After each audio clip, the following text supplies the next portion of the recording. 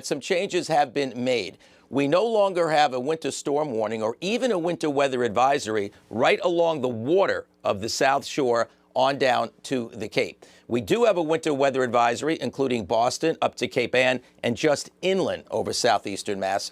And then as you get to the 128 area north and west, it is a winter storm warning because you've already gotten blasted with a lot of snow, and it's still snowing to beat the band at this time. So that's what we're dealing with at this particular time in our area. The visibility, notice it's a little bit higher along I-95 and especially south and east. That's where some mixing is going on. But once you get to the west and north of there, you've got all poor visibility and a lot of snow falling, and a lot of snow is already piled up. Mike is going to be along in a couple of minutes, and he's going to give you some of the late snowfall accumulations to date. All right, so here you can see how you've got mostly rain on the Cape, and you've got that rain hugging the coastline over southeastern Massachusetts. Mostly snow in Boston, but again, with the wind coming in off the water, sometimes it mixes with rain and makes it a hard time having a bigger impact. But there you see the heavy rain on the Cape. That translates to heavy wet snow around Taunton and Middleborough at this time.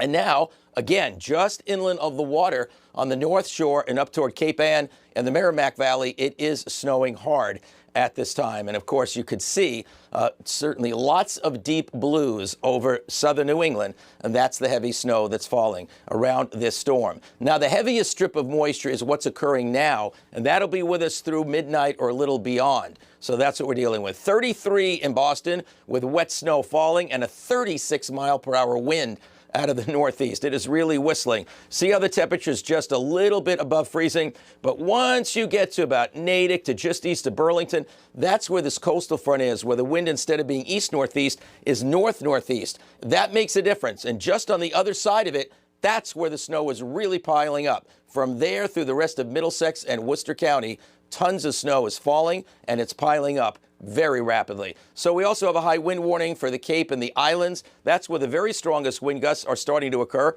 47-mile-per-hour gust in the Vineyard, but plenty of wind over 40 miles an hour in Boston, too. These are the peak winds to be achieved during the overnight period. And of course, that means some power outage risk between the wind and the area that's getting the heavy wet snow combined with the wind. That's close to the I-95 corridor.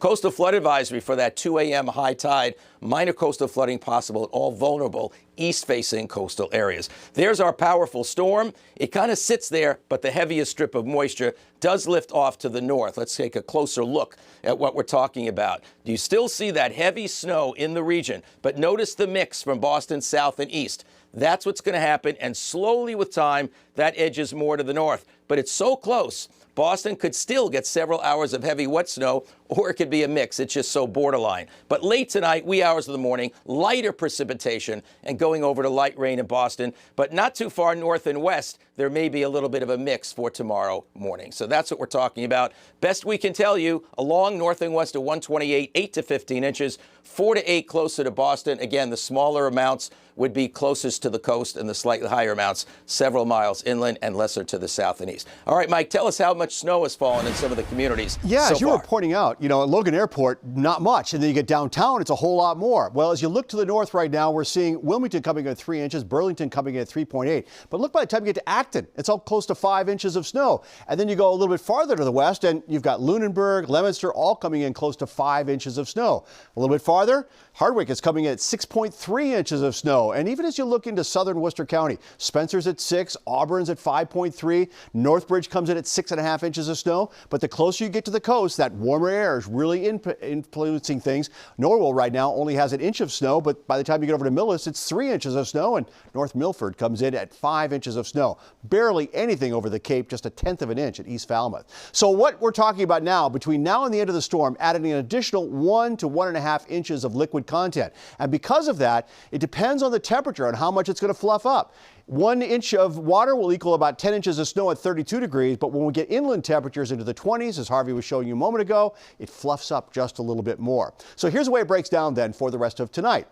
Heavy snow, mixed rain toward the southeastern part of the state, and 26 to 36 for your overnight low. Tomorrow, lingering rain, maybe some snow showers, but less than an inch of additional accumulation. And here's the way it breaks down over the next 7 days. Obviously, tomorrow, still an impact weather day. A few flurries on Wednesday. Milder weather comes in for your Thursday, maybe some nighttime mixture on Friday. And watching Sunday and Monday, we could have some more wind, rain, and snow back into the forecast. That is my latest forecast for right now.